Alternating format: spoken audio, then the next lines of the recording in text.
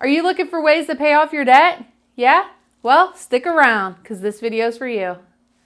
Hey guys, it's Nikki. Welcome back to my channel where I bring you the best in personal finance, debt payoff, productivity, and everything that makes your finances easier. Today, we're going to talk about 3 ways for you to pay off your debt. We're going to, of course, talk about the Snowball method, the Avalanche method, which are the 2 methods that you hear from everybody. Watch until the end so that you can hear about the less talked about Snowflake method. The Snowball method is one of those methods that everybody talks about. And I am going to do a screen capture to show you guys how it works and the easiest way to implement it in your finances. So let's check it out. Okay guys, so here is my worksheet on the debt snowball method. How you want to do the debt snowball method. The first thing that you do is you're going to list your debts in order from the smallest balance due to the largest balance due. Then you also want to keep track of all of your minimum payments for each debt. And how this works essentially is, here's my example I decided to use was that I had $400 a month to devote towards paying off my debt. If you don't have $400 a month and you're thinking that is way too much, I would never ever be able to come up with that, I can't even put any money on debt, stay tuned because the third method is the Snowflake method and that's going to be for you. But we're going to do this example just so you can see how it works with $400. So the minimum payment on this debt is $50 a month and we can add in $400 a month. So it just so happens that this comes out even. It's rare that that happens. So the next 2 examples will show that not happening. So you end up using your $450 towards that every month. And then while you're paying this debt, you're going to make your minimum payments on every other debt that you have. And you continue to do that until you get a debt paid off. Then you're going to jump over here and then you have your $400 that you were able to put aside, the $50 minimum payment from this debt, and the $21.35 minimum payment from this debt. So that gives you $471.35 that you can now put towards your debt. So then you keep doing that until you get down here to March 2021 and it will only be $3.30 left on that balance. So then you take your $471.35, subtract the $3.30 that it takes to pay it, and then you jump over here to this next credit card debt. And then you take your $471 minus your $330 plus your $104. And that gives you the amount that you can pay towards it that month. Then whenever you get done with that month, the next month, then you're going to take your $471.35 that you were paying on your previous debt, add in your minimum payment, and then you're looking at $575.35. And you do that until you get all of your debt paid on that debt. And then you just continue that cycle until you have everything all paid off. Okay? And so that gives you that idea. And eventually you're going to go from that $400 to over $1,000 that you can put towards debt. So it's really awesome how that accumulates, and that's why they call it the snowball method. Now we're going to go over the pros and the cons of the snowball method. Some of the pros are going to be that it's great psychologically to use this method.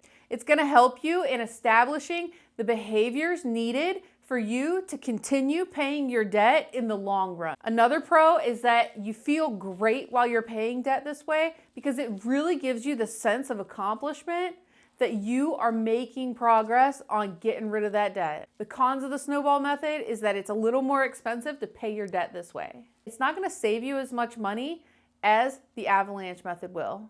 And now let's talk about the Avalanche method. I did another screen capture to explain the Avalanche method to you guys. Here it is. So this one is going to be the exact same scenario, the same amount of debt, and all of their minimum payments, they're all identical, but this is how it would work if you use the debt avalanche method. The debt avalanche method needs to have the percentage, the interest rates accounted for so that you can list them in their priority order. So this time, because this credit card is an 18.99% interest rate, you're going to pay that off first. Then the next one is 16.99% interest rate, and then 10.99% interest rate. We'll just pretend like you got a really great promo on this. So it doesn't matter that these fell into order like smallest to largest. It could be here. It could be largest to smallest. It could be all mixed up. It goes by the interest rate here. So this method is going to prioritize paying off debt that has the highest interest rate first. They don't care about the balance that they owe. So, for instance, with the student loan, you only owe $3,400, but you're paying off this $15,000 car loan first because it has a higher interest rate. So, this is what you do first: is you want to prioritize your debts according to the interest rate. And then what you want to do is basically the same thing that you did before. So you want to, only in a different order. So you're going to do your $450 until this first debt is paid off, same as last time. Then you come over here and you add your 104 to your $450. That gives you $554 to devote towards the second debt, which just happens to be the second highest credit card. And then you keep doing that until you get down to the end where you only owe $80 in this situation. And then you subtract your $80 from $554, which is what you have that month to put towards your debt. And then you come over here and you take the difference of these two, and then you add your minimum monthly payment. And then that gives you the new amount of $588 that you can devote. And you just continue on this cycle, just the same as the snowball method. You continue on this cycle until all of your debts are paid. Here are the pros and cons to the avalanche method. The biggest pro for the avalanche method is that it's the best financially, mathematically, because you are paying off the highest interest rate debt first. Some of the cons to the avalanche method is that it's not as rewarding as the snowball method. The thing about the avalanche method is that you can get discouraged really easily because sometimes the very first debt that you need to attack is like $20,000 because that's the highest interest rate. And that can be really discouraging if you don't get any progress in a short period of time. A lot of people fall off the wagon whenever they first try the avalanche method. That's why most professionals suggest that you use the snowball method if you're in a lot of debt. On to the black sheep of debt payoff. It's the snowflake method. I wrote a blog post about this method over at my website, makingsenseeasy.com, and I'll put a link in the description below so that you guys can get all the details about the snowflake method. The snowflake method is going to be for the person who's watching this video and they're like, you know what? I've seen all of these videos before. I don't have any money at the end of the month. I don't know how you expect me to put any money on my debt because I don't have it. And I totally get it. I was there. Basically, it's set up exactly the same as the snowball method. During the screen capture, you saw the setup for the snowball method. So basically, you organized your debt payoff priority by lowest balance to highest balance. The only difference between the snowflake method and the snowball method is the consistency and the amount of money that you're gonna be able to afford to put on your debt every single month. You might be asking, how am I gonna get this money that you're talking about if I already said I don't have it? Well, here are some ideas on how you can start making some payments on your debt as soon as possible. So you may be asking yourself, where am I gonna come up with this money that I already said I don't have? Well, here are some ideas. The first thing that you can do is skip those small expenses. We're talking about your lattes and the impulse buys at the aisle whenever you're at the grocery store. Things like that add up over the month. So if you can skip your small expenses, at the end of the month, you'll have a little chunk of money that you can put towards your debt. So we've all had it happen to us. Everybody's going out for dinner. You can't afford to go out. And you're like, how am I going to explain it to my friends that I can't go out to eat with them? Well, something that you can do is Help them out the same time that you're helping yourself out.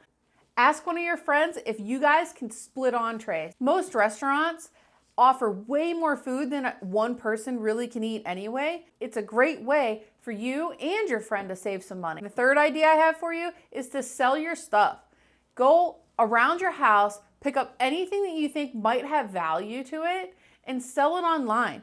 And then take that money and put it in your safe spot so that you can pay off your debt at the end of the month. Another idea for you is check those pockets before you donate.